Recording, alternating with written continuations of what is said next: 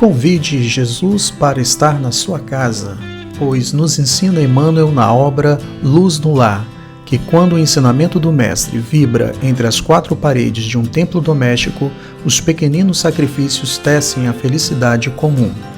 Para ajudar as famílias a realizar este grande trabalho de iluminação doméstica, a União Espírita Caminho e Luz instituiu o Evangelho no Lar virtual, oferecendo por diversos canais uma série de horários para você poder, junto com os trabalhadores da UECEL, realizar o culto do Evangelho no seu lar. Saiba mais informações no telefone 27 99741 9475 ou acesse o nosso site www.uecel.org.br ou acesse as nossas redes sociais.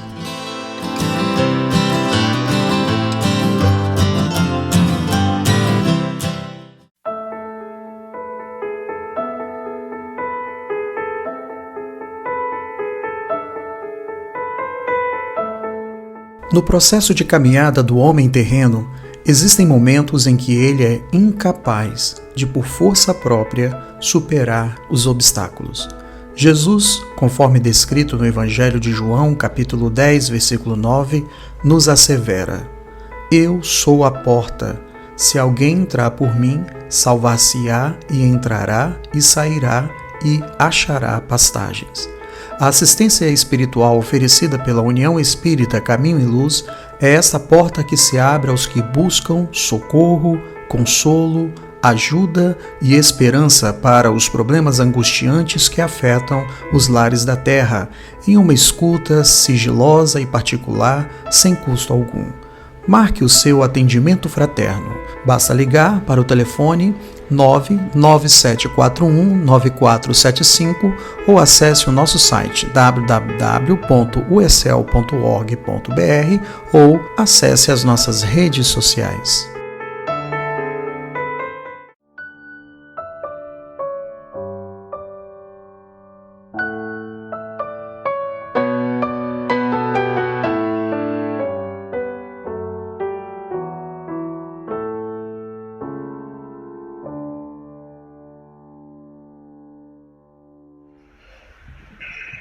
Boa noite, queridos amigos, nossa família UECEL, é um prazer estarmos aqui reunidos hoje. Temos como expositor da noite nosso querido amigo Zé, com a palestra Sede Perfeitos, que seja um momento de reflexão para todos nós. Então, vamos nos imaginar na UECEL para receber a energia dessa nossa casa linda de paz. E agora, para a nossa leitura inicial, nós temos do livro Religião dos Espíritos, pelo Espírito de Emmanuel, a leitura O Homem Bom. Conta-se que Jesus, após narrar a parábola do bom samaritano, foi novamente interpelado pelo doutor da lei, que, alegando não lhe haver compreendido integralmente a lição, perguntou sutil: Mestre, que farei para ser considerado um homem bom? Evidenciando paciência admirável, o Senhor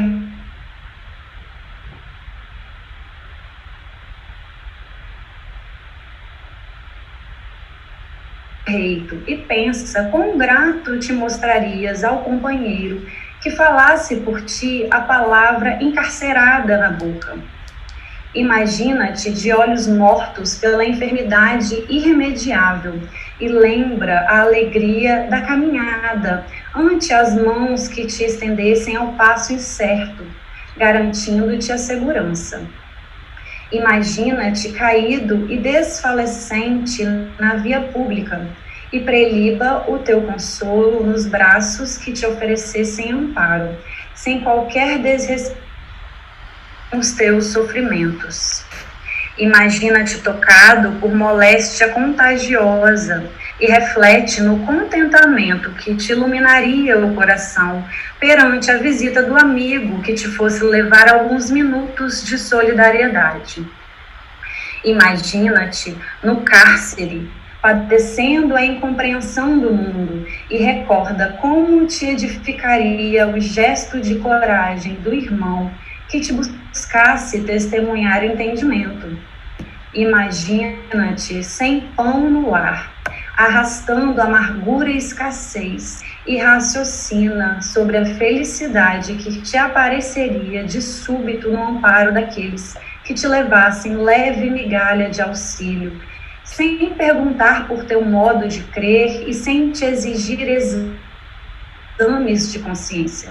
Imagina-te em erro, sob o sarcasmo de muitos, e mentaliza o bálsamo com que te acalmarias diante da indulgência dos que te desculpassem a falta, alentando-te o recomeço.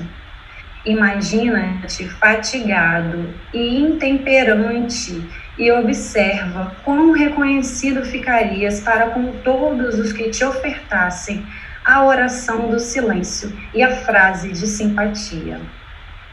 Em seguida, ao intervalo espontâneo, indagou-lhe o divino amigo: em teu parecer, quais teriam sido seus homens bons nessas circunstâncias? E ele respondeu: os que usassem de compreensão e misericórdia para comigo. Então, repetiu Jesus com bondade: segue adiante e faze também o mesmo. Nessa hora, vamos acerenar nossos corações, nos imaginar na Uecel, vamos nos conectar com o Pai, com o nosso Criador. Querido Deus, esteja conosco nessa noite, nos acariciando com a sua luz, com o seu amparo. Permita que possamos estar de mente aberta e coração aberto para receber as reflexões da noite, somando um pouquinho mais de conhecimento, de entendimento sobre a lição que o Mestre Jesus veio nos dar há tantos anos e ainda lutamos por esse aprendizado. Que o Senhor possa iluminar, intuir o nosso palestrante e amigo da noite, e que possamos, com essa energia, permanecer durante toda a semana. Que assim seja. Queridos amigos, agora eu chamo nosso querido amigo Zé, carinhosamente chamado Zé, para as palavras da noite. Boa noite, Zé. Fique com Deus. Obrigada pela reflexão de hoje. Já adianto. Boa noite. Obrigado, Gabi, pela oportunidade. Obrigado ao Excel. Nós estamos muito honrados de podermos estar aqui essa noite falando deste assunto. E vamos conversar um pouco sobre o tema Sedes Perfeitos. Primeiramente, nós queremos que todos que estão participando desse momento de união de pensamento, nos sentíssemos num lugar bem confortável, de preferência a casa espírita que você frequenta. Se você é um frequentador da nossa Uecel, sinta-se como se estivesse no nosso salão, para que nós pudéssemos estar numa ambiência espiritual favorável. Mas se você, querido irmão, que está participando conosco nesse momento, de uma outra casa, sinta-se no salão da sua casa espírita, como se você estivesse nessa palestra dentro da sua casa espírita, nessa noite de estudo dentro da sua casa espírita. E isso vai fortalecer as boas energias, os bons fluidos, a nos canalizar o nosso propósito da noite de hoje. Voltando ao nosso tema, sedes perfeitos, diz-nos Jesus: sedes perfeito como o vosso Pai Celestial, que é perfeito. Essa máxima é um direcionamento para nossas vidas. Nós que nascemos simples e ignorantes, começamos desde lá, os primórdios das nossas primeiras encarnações, na simplicidade da nossa evolução, da simplicidade do nosso desenvolvimento, e nos sentimos, ao longo de nossas milhares de encarnações, como uma fonte assim, a irradiar motivação para os nossos propósitos de crescer, essa frase que é maravilhosa: sedes perfeitos como o vosso Pai Celestial, que é perfeito. Então, nós que estamos a caminho da perfeição, precisamos de vez passar por esses momentos como o de hoje, de fazer reflexões sobre as recomendações do Evangelho do Cristo, que é para nós a estrada, o caminho que nos orienta, que nos leva a esse destino da nossa perfeição. Nesse caminho, nós vamos exercitando a nossa capacidade de transformação interior e, com isso, cada vez mais no caminho, estamos mais próximos da nossa perfeição.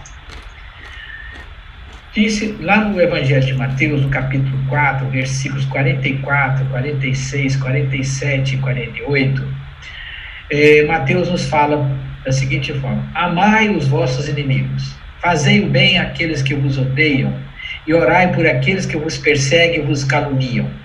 Porque se não amais, senão aqueles que vos amam, que recompensa tereis? Os publicanos não o fazem também? E se vós não saudardes, senão vossos irmãos, que fazei nisso aos outros? Que fazei nisso mais que os outros? Os pagãos não fazem também? Então, essa máxima, né, do que a gente querer para o outro, aquilo que nós queremos fazer para o outro, aquilo que nós queríamos que o outro nos fizesse para nós, é muito interessante, porque Jesus, nessa narrativa de Mateus, propõe-nos que nós façamos, agimos, atuemos. Então, todos os ensinamentos do Evangelho, ele nos chama para a ação, para o nosso propósito, nos movimentar, nos interagir, e não ficarmos na clausura. Quando ele fala assim, fazer ao outro o que você gostaria que o outro vos fizesse, ele está nos concitando, fazer, agir, tomar uma atitude de. E se nós queremos, para que o outro faça aquilo que nós queremos, né, para nós. E é nesse cenário, né, que nós inserimos o caminho do propósito do homem de bem. Agora, para fazer para o próximo aquilo que eu quero que o próximo faça comigo, o caminho é o caminho do amor. Amar o nosso próximo, amar os nossos amigos e amar também os nossos inimigos. Porque se nós refletirmos direitinho, vamos perceber que o inimigo de hoje é um ex-amigo ou um amigo de ontem. E por certo, se eles não estão conosco nas fileiras da amizade, da fraternidade, é porque outrora algo fizemos que os distanciasse de nós. Daí a importância de nós podermos nos posicionarmos diante desta proposta de Jesus: amai-vos vossos inimigos, fazei o bem com o bem, né? Mas nesse cenário é que nós precisamos nos inserir, né, de ter atitudes positivas, atitudes mentais positivas, porque quando eu tenho ação de fazer para o outro aquilo que eu quero que ele faça para mim, eu estou querendo também o bem para mim, porque quando eu amo alguém, primeiro também eu me amo. Então, nesse cenário de reflexão inicial, falamos do amor. O amor, como diz Paulo na carta aos Coríntios, né, ainda que eu tivesse tudo, mas sem o amor, sem a caridade, eu nada seria. E a caridade, o amor, é um conjunto de situações que vai refletir-nos a cristalizar em nós esse sentimento, essa atitude, esse propósito, essa competência, vamos dizer assim. E a primeira competência para que nos faça construir em nós o amor, a caridade, é a da bondade. Nós precisamos de exercitar a bondade de maneira, sem ser servil. Eu sou bom para o outro, para que ele possa ser bom comigo. Outra competência é da indulgência. E nós sendo indulgentes para com os outros, é um sinal de que nós somos maiores, altruístas. Não é que somos maior do que o outro, mas somos altruístas, somos postura de pessoas, de espíritos que estão em crescimento, estão em fase de evolução. Como também, outra atitude, outra competência importante, outra atitude muito esperada da gente é a paciência. Paz Paz, ciência, paz mais ciência, né? É a paz com sabedoria, paz com inteligência, para que eu possa, a paciência não me faz ser arrogante, não me faz ser grosseiro, não me faz ser rude com as pessoas. Outra competência é a fé. Fé é a certeza de que tudo vai acontecer de acordo com a vontade do meu Pai. Fé é acreditar naquilo que eu não vejo, mas eu tenho a certeza que vai tornar-se real. E a caridade desinteressada? Caridade desinteressada é dar ao outro aquilo que você pode dar. Dar ao outro aquilo que você dá do coração. E Joana de Ângeles nos concita no seu livro Plenitude, ela nos diz o seguinte, que primeiro nós aprendemos a dar as coisas com as mãos. Só com o tempo é que nós conseguimos abrir o coração e dar com generosidade, dar desinteressadamente. É interessante que essa caridade desinteressada nos remete a um fato pitoresco da vida de Chico Xavier. Certa feita, Chico ia andando pela avenida, né, na cidade, e de repente uma pessoa já muito conhecida na cidade, que era um alcoólatra contumaz, chega e diz: ô Chico, me dá um dia trocado aí que eu quero comer um pão. Aí o Chico diz: ah, meu irmãozinho, mas eu vou te dar um trocado, você vai tomar outra pinguinha. E continuou andando. Aí o Emmanuel veio e cutucou no ombro dele assim: amigo, o seu papel é dar, o dele é de receber. Agora, o que ele vai fazer com o que você der, é problema dele. O seu problema é dar, e não julgar o que ele vai fazer com o que você vai dar. Então, essa é a caridade desinteressada. É interessante que precisávamos de ter uma percepção de Chico para nos contar isso, para poder nos lembrar que dar com a mão sem que a outra perceba, né? Outra competência ou atitude esperada por nós é o perdão. Perdoar. Ai, que difícil né? Perdoar requer 3 passos. Primeiro é reconhecer o erro. Segundo é reparar. E terceiro é provar que eu reparei, que eu superei. Então eu tenho que reconhecer, reparar e provar num outro momento que eu passei por aquele aprendizado que eu experimentei com aquela oportunidade. Outra competência esperada para que nós possamos ter amor e caridade: mansidão, né? E Jesus disse-nos, né, no seu Evangelho: bem-vindos os mansos, ou bem-aventurados os mansos. Os mansos, a mansidão são aquelas pessoas que têm a serenidade dentro do seu coração, têm a percepção de enxergar as coisas dentro de uma dimensão que tudo está colocado no lugar certo, na hora certa. Outra comportamento ou atitude nossa esperada é da piedade. Ter piedade para com os outros, mas ter piedade de si, que não se apieda a ti, não se apieda a si. E, por fim, alegria sã. Alegria sã. É um pensamento positivo, né?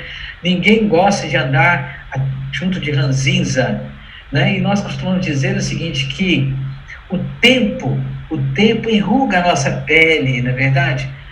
Mas a ranzinzice, meus irmãos, enruga a nossa alma. Dentro desse contexto, se nós tivermos atitudes e comportamentos dentro desse cenário que nós estamos falando, nós estamos construindo em nós o amor, estamos exercitando em nós a caridade. Dentro desse contexto, então, é que nós podemos perceber que assim se começa a construção do homem de bem. O Espírito prova a sua evolução quando todos os atos de sua vida corporal são a prática da lei de Deus e quando compreende por antecipação a vida espiritual. E aí, nesse contexto, o Espiritismo nos dá na primeira pergunta do Livro dos Espíritos, que nos faz refletir, né? Que é Deus? Deus é a inteligência suprema, causa primária de todas as coisas.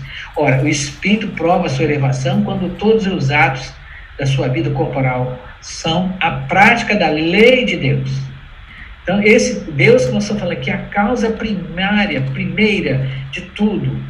É nesse sentido que nós precisamos de compreender e que nós vamos entender o sentido da vida espiritual. Se Deus é a causa primária, somos filhos dele, nós somos fadados a estar junto dele. E aí, se nós temos esse propósito de estar junto dele, nossa caminhada é uma caminhada de desenvolvimento, de crescimento, de transformação desse homem rude, empedernido no orgulho, na vaidade de outrora, para uma pessoa, um espírito destituído dessas mazelas. Ora, se é nesse contexto, o homem de bem é quem? É aquele que pratica a lei de justiça, do amor e caridade, na sua maior pureza.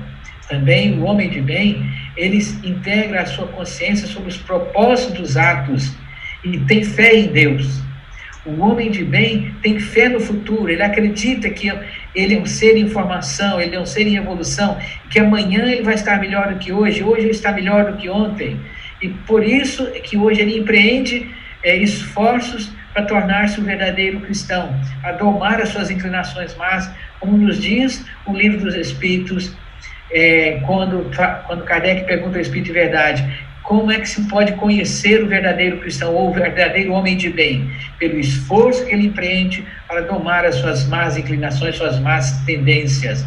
Esse esforço é que faz com que ele acredite no futuro, que no futuro será um homem melhor, um espírito ainda melhor.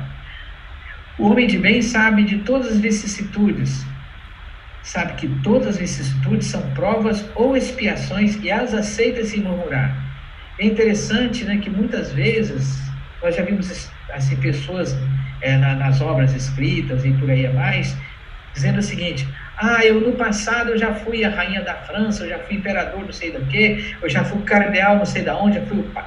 Gente, vamos pensar com calma.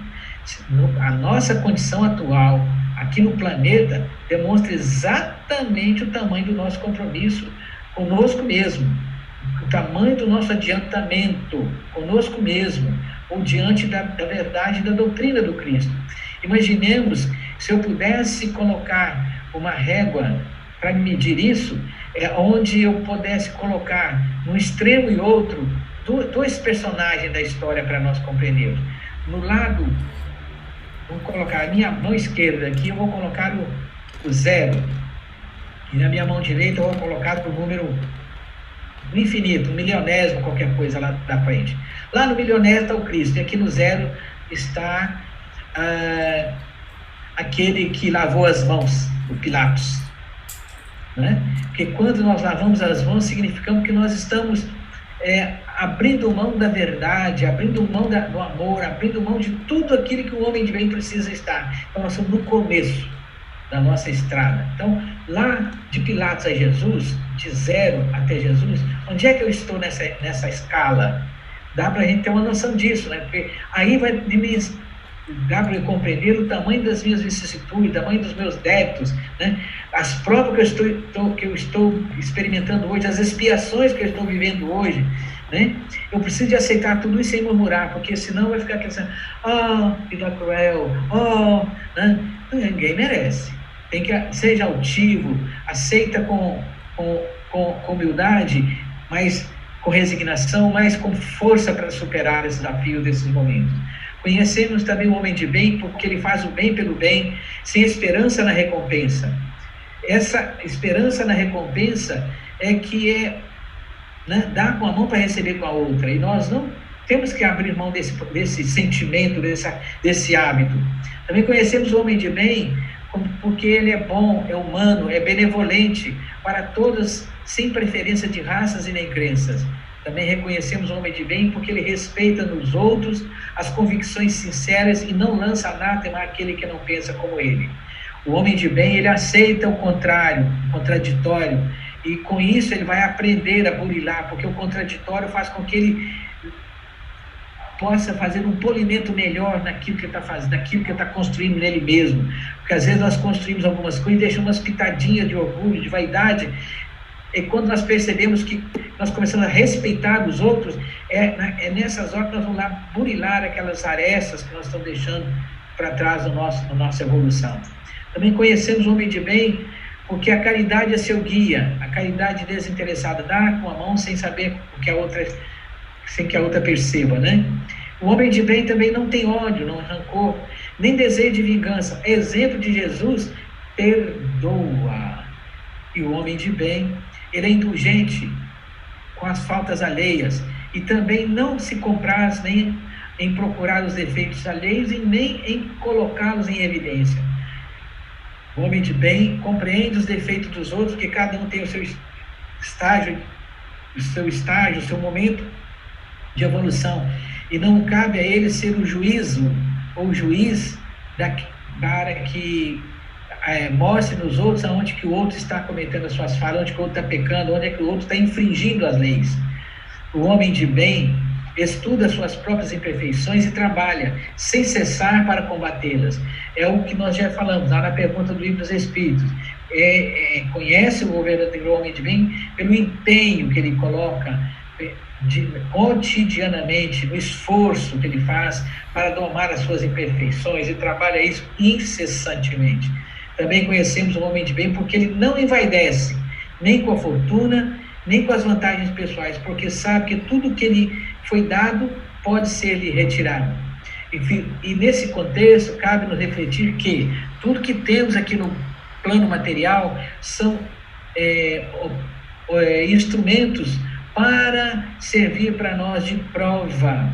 Se eu venho com a riqueza, mão, cuidado, porque a riqueza é uma prova dolorida. Se eu venho com a pobreza também, ela é muito dolorida, porque dói duas vezes, dói no corpo, dói na alma, e quando eu não consigo absorver essa dor, eu vou voltar para sofrer de novo por essa mesma prova, porque eu não consegui passar pela prova da pobreza.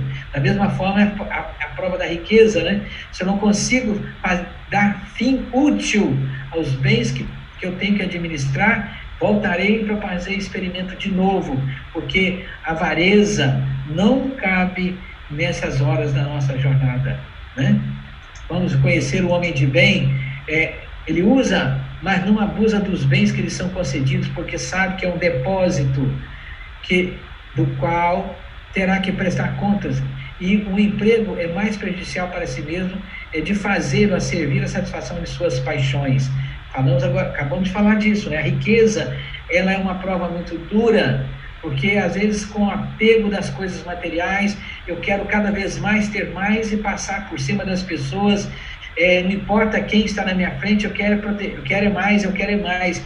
Essa avareza, essa ganância leva as pessoas a sofrimentos cruéis por muitas décadas lá no plano espiritual, no ambiente de sofrimento que comumente nós chamamos de umbral. Também entendemos que o homem de bem, se a ordem social o colocou sob sua dependência, ele os trata com bondade e benevolência. Vamos entender também que o subordinado, por sua vez, compreende os deveres de sua posição e tem como escrúpulo em cumpri-los conscientemente. Então, se eu hoje vim para ser um empregado, ser um funcionário, ser um serviçal, a serviço de colocar a minha energia a serviço de um patrão, eu preciso compreender que nós temos direitos, mas, sobretudo, também nós temos obrigações. E o meu direito termina exatamente quando começa o direito do outro. E quando começa o direito do outro, inicia as minhas obrigações. Dentro desse contexto, então, nós verificamos que as virtudes e os vícios, lá no Livro dos Espíritos, nos chamam a atenção para alguns aspectos. Nós vamos fazer algumas perguntas e respostas com base no Livro dos Espíritos, para nós compreendermos um pouco mais esses detalhes que acabamos de comentar. Qual é a mais meritória de todas as virtudes? De todas as virtudes têm seu mérito, mas o sublime da virtude consiste no sacrifício do interesse pessoal para o bem do próximo, sem oculta intenção. É fazer desinteressadamente ao outro, né? É me colocar no lugar do outro, é ser a empatia, ter empatia com os outros. Empatia, traduzindo essa palavra, ela quer dizer empatar sentimentos. Então isso é empatia. Eu estou empatando meu sentimento com os dos outros, estou me colocando no lugar do outro. Como é que eu me sentiria no lugar, se eu estivesse fazendo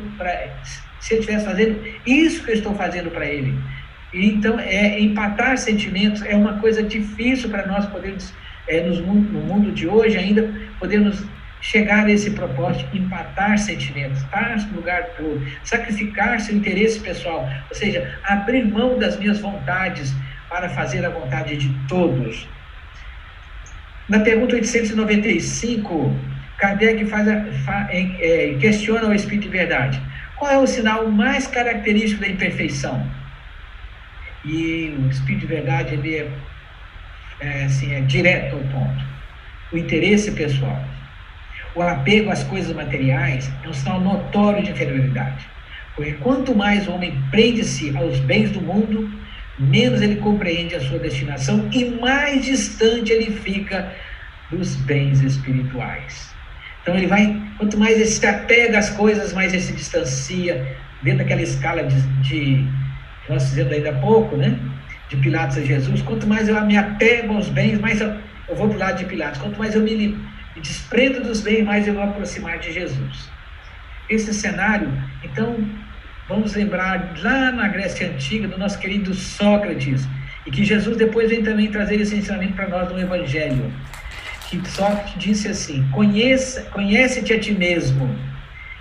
Esta é a chave para o progresso das pessoas, me conhecer. E é interessante que esse processo de conhece-te a ti mesmo, qual foi? Filósofo da Igreja Católica, eu vou lembrar o nome dele já. Ele nos conta o seguinte, que façamos um exame de consciência todos os dias. Ao final do seu dia, ao deitar-se, ao colocar sua cabeça ao travesseiro, faça um exame de consciência. Se tudo que você fez para o bem do outro, você fez todo o bem que podia ter feito, você deixou de fazer alguma coisa, essa reflexão diária, ela entra exatamente nesse caminho do conhecer a ti mesmo. Porque quando eu começo a olhar aquilo que eu faço, refletir aquilo que eu faço, como eu faço e para quem eu fiz, eu começo a conhecer-me. Então, o que eu fiz, como eu fiz e para quem eu fiz. É muito importante isso. É o começo do processo de conhecer-se a si mesmo. Já que estamos falando de conhecer a si mesmo, então quem somos nós, afinal?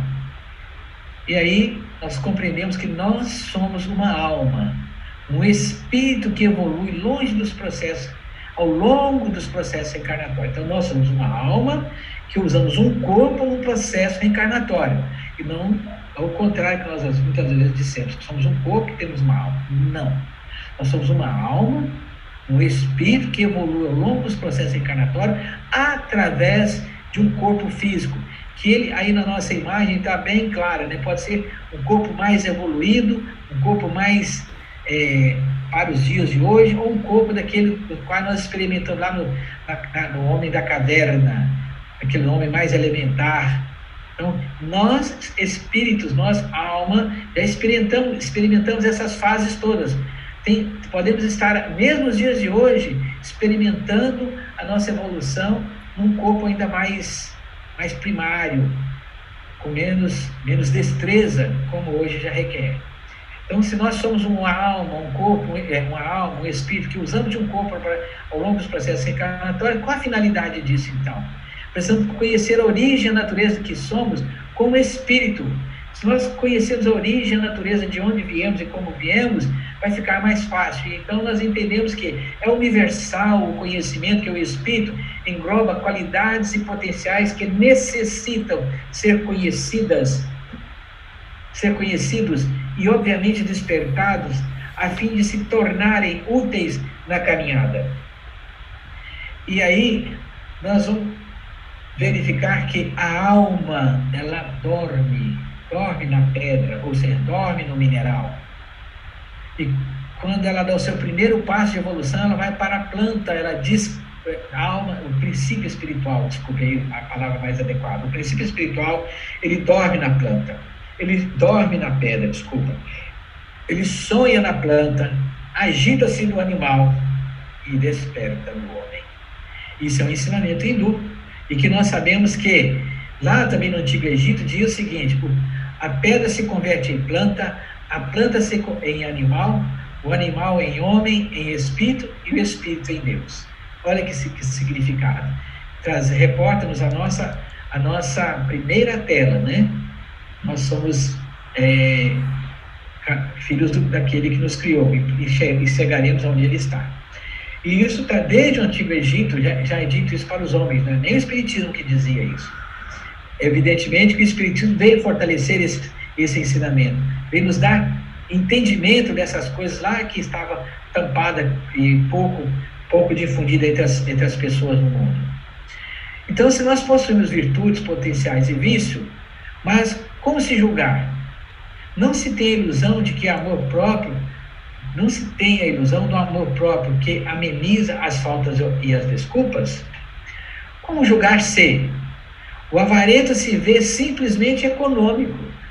Interessante isso, né? O avarento, ele acha que ele está fazendo, tá sendo econômico, está tratando as coisas com cuidado, gastando pouco, muito pelo contrário. O avarento, ele é avarento mesmo. E a avareza faz tratar as coisas desse formato.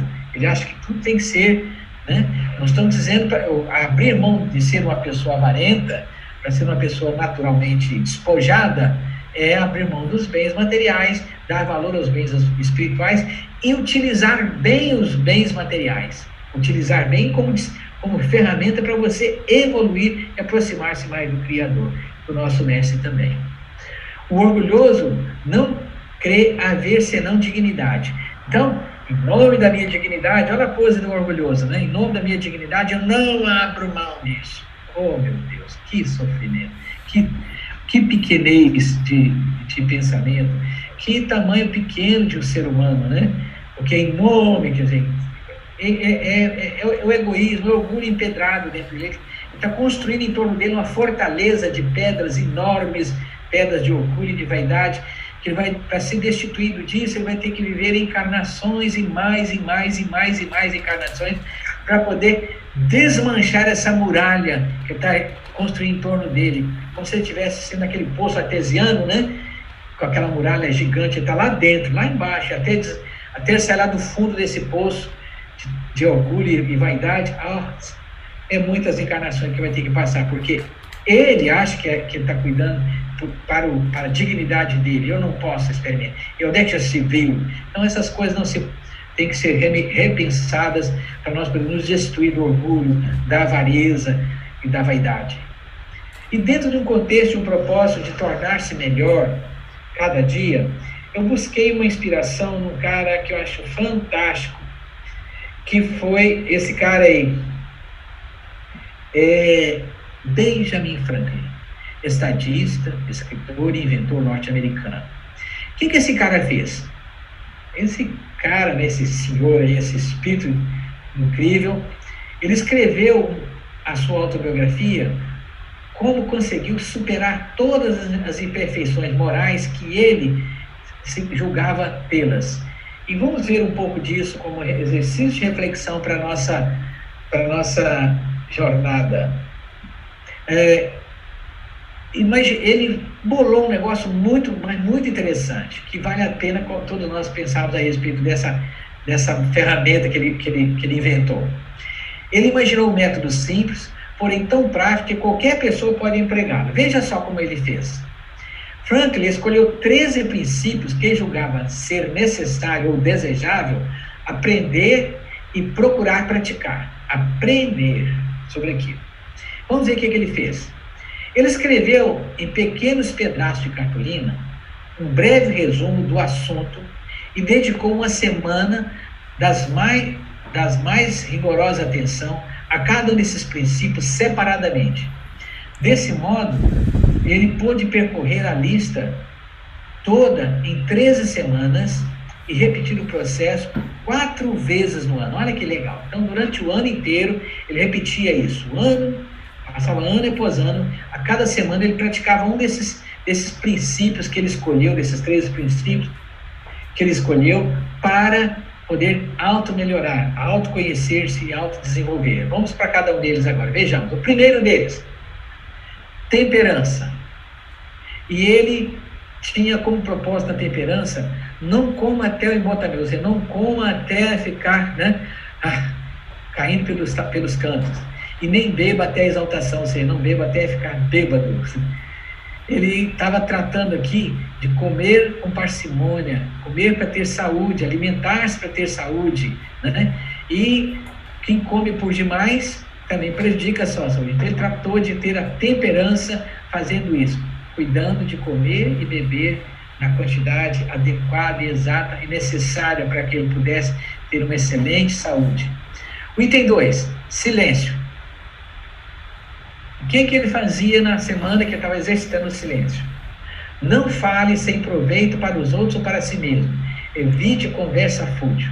Ou seja, falar daquilo que interessa a outra pessoa e não falar da outra pessoa. Porque quando eu falo daquilo que interessa a outra pessoa, eu estou falando para o bem, para construir uma relação fortalecida entre nós. Quando eu falo da outra pessoa, isso já virou fofoca. E aí vamos tirar a fofoca fora, como nosso querido Benjamin Franklin tinha o propósito na segunda semana dele. Terceira semana de Benjamin Franklin, ordem. E a ordem era, tenha um lugar para cada coisa, que cada parte do seu trabalho tenha seu tempo certo. Então, uma coisa para cada lugar, um lugar para cada coisa, isso é uma frase muito conhecida, e Benjamin Franklin tinha exatamente esse propósito. Ele tinha a ordem de fazer, agora é hora de fazer isso, é hora de almoçar, é hora de jantar, é hora de trabalhar, é hora de descansar. Então ele tinha um lugar para cada coisa, e cada parte do trabalho tinha o seu tempo certo. Então ele vou dar expediente lá no meu gabinete, a hora da hora. Tá? Então ele tinha todo esse contexto. Isso é o que ele exercitava na terceira semana. E na quarta semana, resolução. Resolução é, resolva executar aquilo que deve, execute sem falta o que deve resolver. O que nós estamos dizendo disso aqui? Não procrastinar.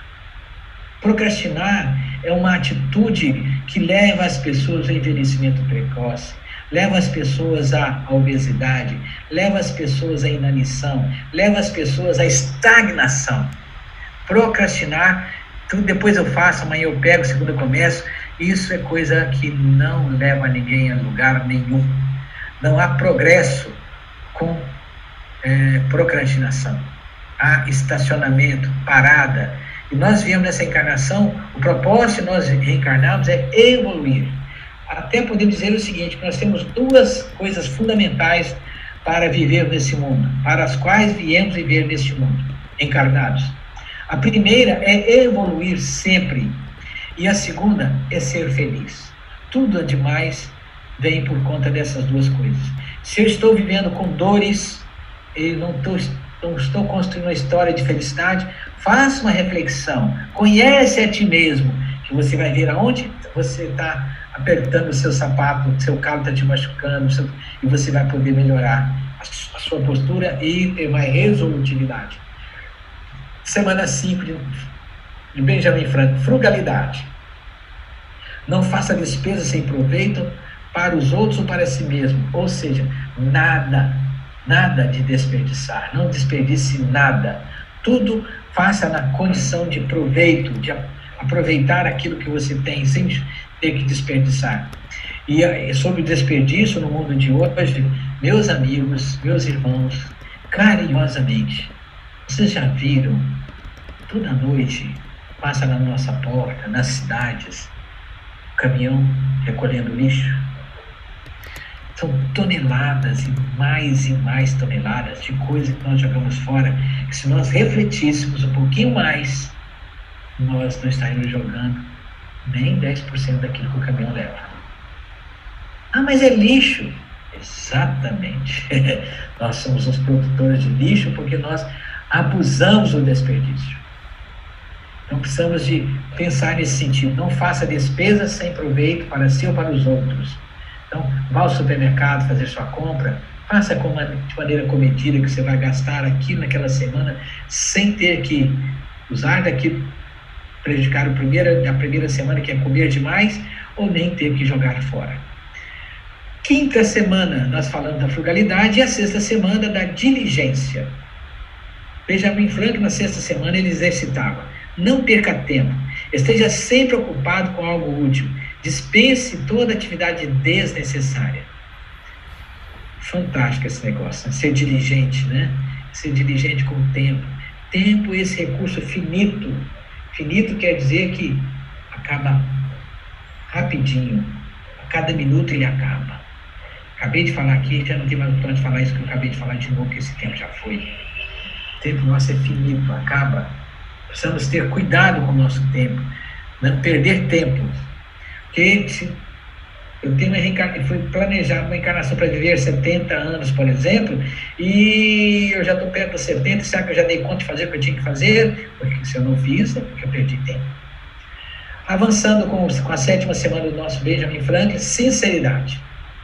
Não use de artifício enganoso, pense de maneira reta e justa, e quando falar, fale de acordo. Que o seu sim seja sim, e o seu não seja não. Mas que você tenha hábitos de docilidade para dizer não. Eu posso dizer não sem machucar as pessoas, né? Eu posso dizer não sem ser hostil. Eu posso dizer sim sem ser arrogante. Justiça. Ora, viveram a semana inteira pensando de justiça e ele tinha esse propósito. A ninguém prejudique por mau juízo ou pela omissão de benefícios que são dever de fazer.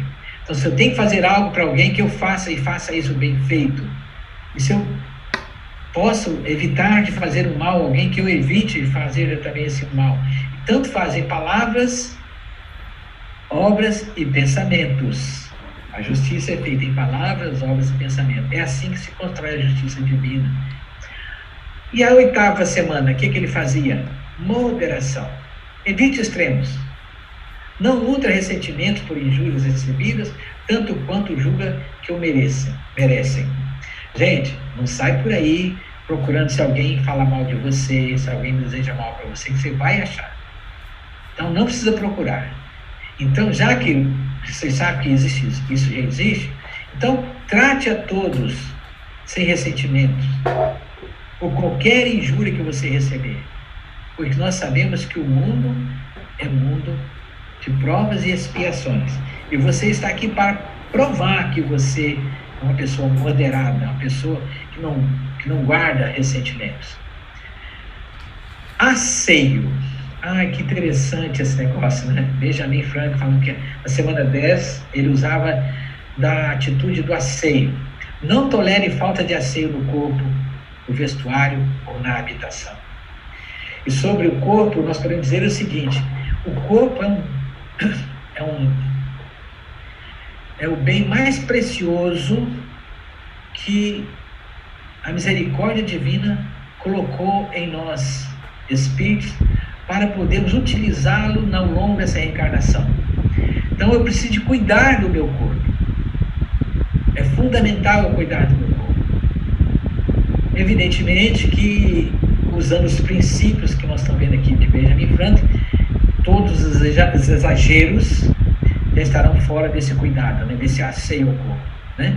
Como também é importante cuidar do vestuário, né, ter uma roupa limpa, né? Apesar que ninguém, você vai interagir com outras pessoas e as outras pessoas merecem que você se apresente de maneira respeitosa com um ser humano que vai estar com outro ser humano. E você deve estar no mínimo igual a ela ou melhor do que ela, no sentido de uma boa apresentação, sem querer vangloriar-se disso. E na semana 11, tranquilidade. Não se perturbe com as coisas triviais, acidentes comuns ou inevitáveis. Gente, aqui está uma coisa fundamental que hoje é o mal do século. Porque quando eu começo a me perturbar com coisas triviais, isso chama-se ansiedade. Vamos entender, mais do que isso, falta de autocontrole. A intranquilidade é falta de autocontrole. E a falta de autocontrole nos leva a 3 estágios lamentáveis. Daquelas pessoas que são tão descontroladas, falta tanto controle nas suas atitudes e comportamentos, em tudo que ela faz, que ela chega para você e fala assim: Zé Carlos, eu estou tão preocupado com aquilo que você falou ontem. Gente, preocupação é ocupar-se antes da hora. É ocupar-se antes da hora. Se eu estou preocupado com aquilo que você me falou ontem, Zé Carlos, isso significa que isso é uma situação de depressão, caminho para uma depressão. Outras pessoas, elas têm atitudes e comportamentos como no seu dia a dia, que ele corre para lá, corre para cá, igual o cachorro correndo em volta do rabo, atrás do rabo, né? Essas pessoas não saem do lugar, não faz, começa tudo e não termina, faz aquilo. Enfim, essas pessoas estão estressadas, fruto de uma falta de autocontrole. E tem aquelas pessoas que estão realmente preocupadas com tudo que acontece pela vida, mas estão preocupadas com a pandemia, estão preocupadas com o salário, estão preocupadas com o período, estão preocupadas com tanta coisa, meu Deus. Fica igual o gato na porta de vidro, né? Aquela ansiedade louca, arranhando, querendo enxergar lá, sair lá para fora. Isso é ansiedade mesmo. Então, a falta de tranquilidade, ou seja, a falta de autocontrole, leva a esses 3 estágios: depressão, estresse e ansiedade. Resumindo, o mal do século. Por que eu falei mal do século? Porque as situações de estresse, um pequeno estresse, ele produz no nosso organismo uma coisa interessante. Aí eu estou pilhado, estou de boa, estou assim, né? Estou, como é que chama esse hormônio? Fugiu, vou lembrar. Eu volto já a ler mesmo, mas vamos continuar que vai sair daqui a pouco. Então, essa minha agitação normal, ela me leva a produzir esse hormônio. Só que ele, em excesso, ele sai desse hormônio de excitação para um hormônio mortal, que é o hormônio da morte prematura, o hormônio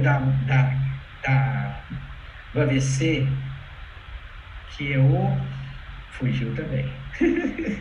Mas não se importa, depois ele volta. Está lá na gaveta.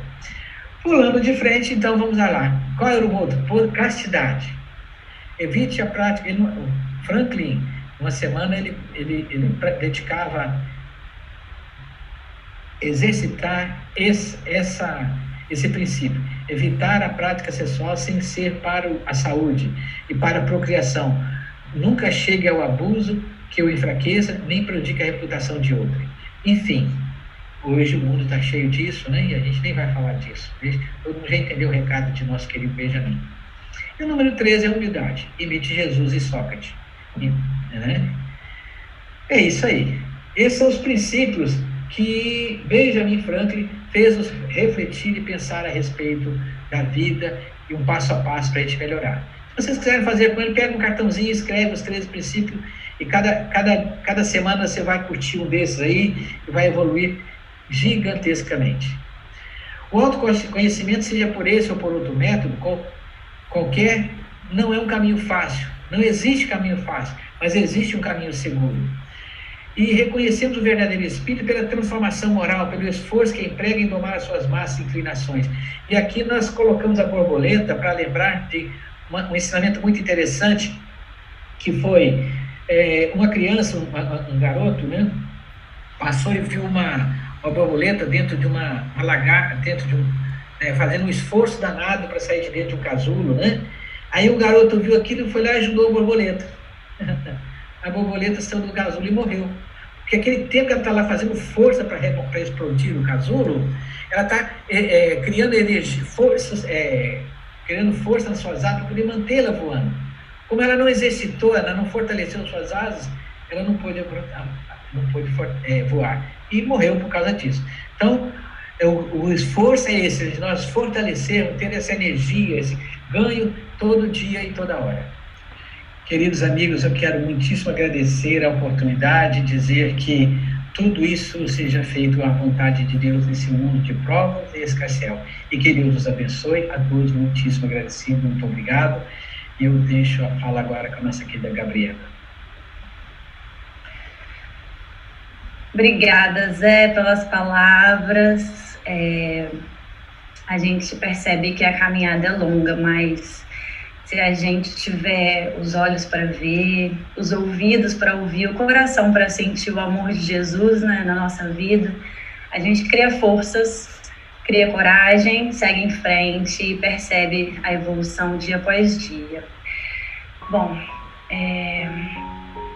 vamos agradecer agora a nosso Deus, nosso Pai de amor e bondade, por esse momento de reflexão, de internalização, que possamos nos colocar agora numa posição de receptividade, imaginando-nos sentados lá na salinha de passe da nossa UESCEL, né, sendo agraciados por essa energia, porque com certeza em cada lar de nós aqui, tem algum integrante da nossa equipe espiritual da UESCEL nos abençoando, nos fazendo mais fortes, mais serenos.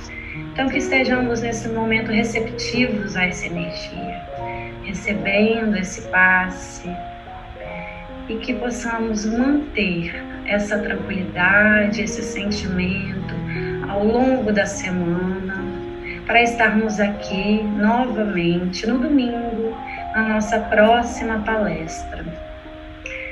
Muito obrigada, amigos, muito obrigada, Zé, e que tenhamos uma boa noite.